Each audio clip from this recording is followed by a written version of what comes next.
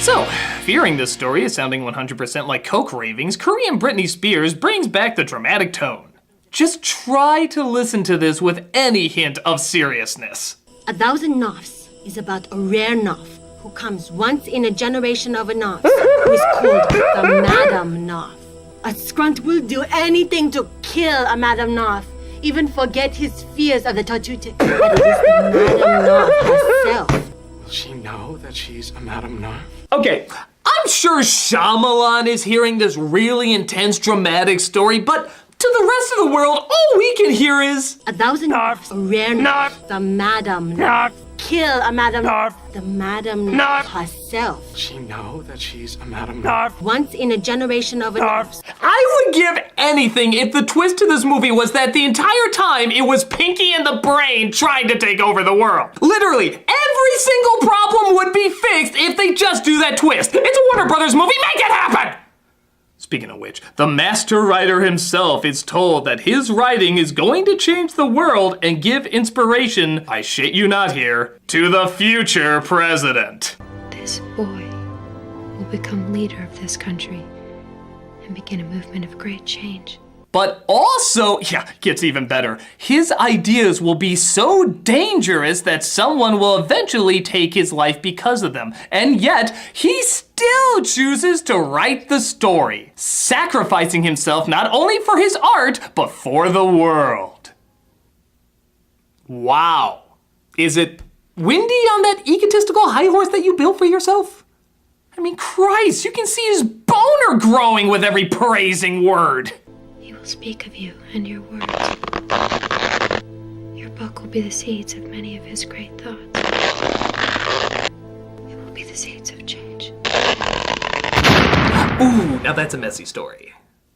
So Giamatti is told that Rufio's mother will only tell the rest of the story if she can see him like a child. You have to make her see you as a child.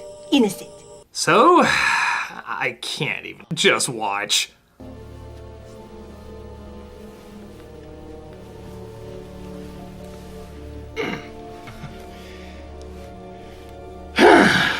Tell her it's a beautiful story. 아름다운 이야기래요, 엄마. Are there any parts that might be good to hear? 좀 더 듣고 싶으니까. Okay, so let's say this represents the world of sanity, and this represents the edge of sanity, and this represents the world of insanity. You would be on Mars, you are so friggin' gone! Because we have no idea where the hell you are to come up with a scene this goddamn bonkers! I mean, what the hell is going on? Is this what you do with all your Oscar-nominated actors? Make them look like they're jerking off sideways while peeing like a dog? That's not acting like a child, that's acting like 3 lobotomies were given to you in maple syrup! What are you? So the NARF can't say anything about her world for reasons, but it's okay because she touches her ear to answer yes or no questions, as that doesn't count for reasons. So there's a symbolist, a guardian, a healer, and a guild he's supposed to find in order to help her. And before you say anything, yes, this simple bedtime story is as goddamn complicated as a friggin' D&D game. Do you know who the symbolist or interpreter is? I don't know. Let's roll the dice to find out. So he goes to the crossword guy and his increasingly strange son. This picture on this cereal box is supposed to make you feel happy. I feel sad like that time you forgot to pick me up at school. Are we in Wonderland? He finds the others as well and takes them to a naked cut-up lady he's keeping in his shower. This raises no concerns. Interpreter will tell us what to do. 9 letters across is the word essential. I thought that was weird. Really? That's weird? You're using a crossword puzzle to predict the future in front of a naked woman who's been kidnapped by the sideways guy? And that's friggin' weird! Who does that? The funny thing is, even by bedtime story standards, there's practically no action in any of this. I mean, did Shyamalan actually read this to his kids every night? And then they sat around the shower for a bit doing crosswords as Mr. Heap toured the apartments for a 5th time to talk to even more people. Daddy, can you read us Snow White? Oh, kids, that story doesn't have nearly enough references to another story to make it interesting. This is a bedtime story for a new generation. But it's boring. We can barely stay awake. That means it's working. So he apparently can see the scrunt by walking backwards and looking in a mirror. Why? Because it's less complicated than doing jumping jacks and looking through a Fruit Loop. Just get used to nothing being explained. The scrunt scares him away, but to be fair, you were asking Paul Giamatti to protect you. What'd you think was gonna happen? In fact, you saved him the first time! You really thought this was the guy who was gonna be on top of things? There is no originality left in the world, Mr. Heap. So they work on a new strategy. Scrunt will hide unless he cannot hide in his environment. Doesn't that go without saying? He'll hide unless he can't hide? So they decide to throw a party to distract the scrunt. Yeah, always good to throw other people's lives in there. As we're realizing getting closer and closer to the end that this really shouldn't have been called Lady in the Water. She barely does a friggin' thing. What they should have called it is whispering, because that's all anybody does. It is not you. Sorry. I can hear myself finding your purpose. It is not time. You haven't written anything yet. And west of this land will grow up in a home. Turn it up! Turn it up! So they wait for the eagle to come and get her, as apparently nobody in the party would notice that. But hey, if they don't notice a grass dog attacking a woman and dragging her into the woods, I guess they wouldn't notice that either. Oh, by the way, a grass dog attacks her and drags her into the woods. Oh no, this is terrible! What should we do? More crosswords! No, I don't know. But big shock, they start to ask, what if this is all a little crazy? Why are you so certain that I am the interpreter and they are the guild? I asked someone. What kind of person would be so arrogant to presume to know the intention of another human being? Who has put this young girl's life in jeopardy? What heartless demon who gives points of view on art has doomed mankind for all eternity? The Critic! Boo! Boo! If only he praised Shyamalan, I mean any random writers of their genius. But no, he had to point out the faults of movies like Signs, I mean any random story. This is all so obviously about Shyamalan, I mean Shyamalan, I mean Shyamalan, I mean you! If you were Shyamalan. Look at this. He writes The Critic so one-dimensionally that he actually confuses real life for a movie. It's precisely the moment where the mutation or beast will attempt to kill an unlikable side character. In stories where there has been no prior cursing, nudity, killing, the unlikable character will narrowly escape. He may even be given a humorous moment to allow the audience to feel good about it.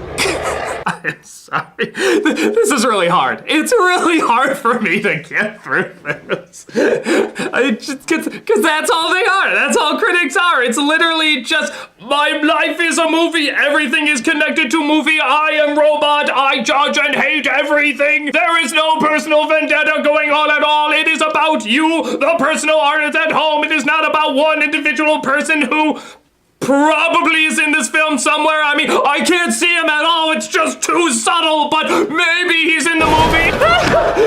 I'm sorry. This is so unprofessional. I should stay serious. That won't happen again. I'll just get out a little bit more. Okay, won't happen again. I promise. So, after that stellar satire of criticism, really SNL worthy, they start to wonder if anyone else could possibly be the interpreter. The hands of the guild will be needed, plus 2 others. It is a ceremony of 7 sisters. Sisters, the guild is women.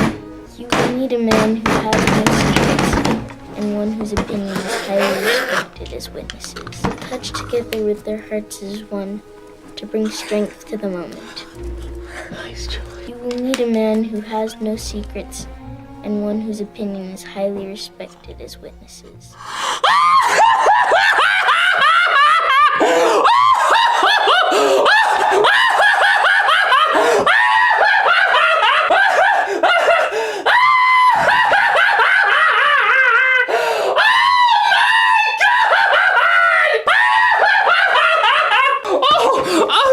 People at home, you are not stoned, you are not high, you are seeing this correctly. A little boy with incredible detail is predicting the future of an ancient civilization by staring at cereal boxes. Cereal boxes! Oh my god, I'm crying! I'm actually crying! This is so funny! What is he going to see? The cookie crook will go cuckoo for Cocoa Puffs when Captain Crunch's neck goes snack, crackle, and pop, and it'll be great! Were the fortune cookies too hard to understand? I can't breathe! Almost hurry. This will all be over in moments. Now, on to the spice rack, where I will predict the second coming of Jesus! Oh my god! Oh, I just came a bit. I read it wrong. I thought it said she will lead a ceremony of 7 sisters to bring strength to the moment. But it really just said Cinnamon Toast Crunch. It turns out Giamatti has to be the healer because, well, symbolically, it ties to his family, and that dead horse is so kicked you can see the Nike symbol indented into it. It, of course, brings her back to life as the big Shyamalan twist is finally revealed. Oh my god. Reggie, just keep looking in his eyes! Oh my god, it takes place at the Cove! Wait, I already knew that. Why'd you cut to that? What the hell's the twist?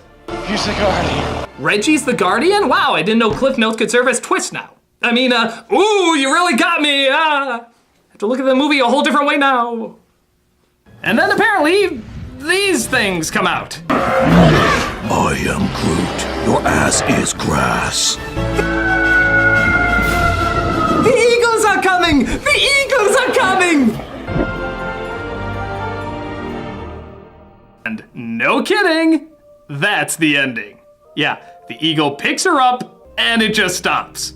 Even Giamatti has a look on his face like, that's it? Are you kidding me? My 2-minute cameo in Downton Abbey was worth more of my time than this.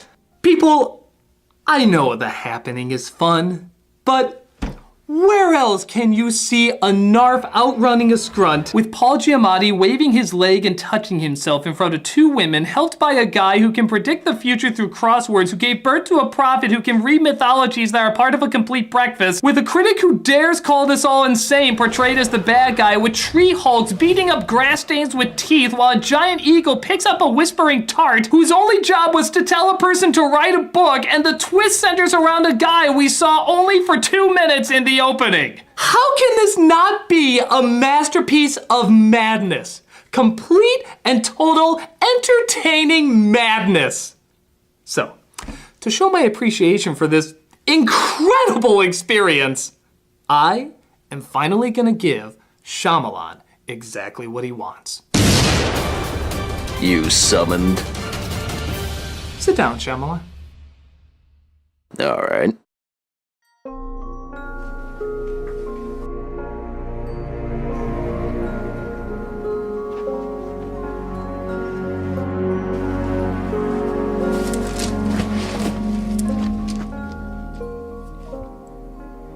Tell me about your genius method in making this film. Really?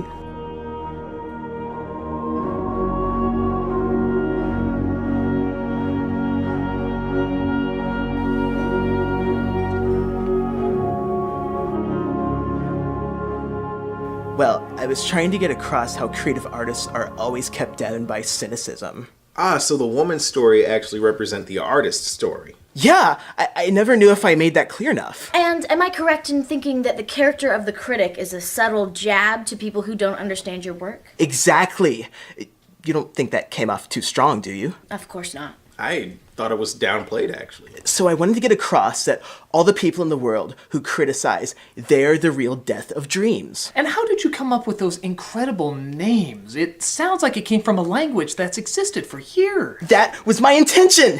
You see, I'm a big fan of creating other worlds, and other worlds have different sounding names, so I said to myself, what sounds weird and otherworldly? A narf. You just hear that word and immediately you think a beautiful woman.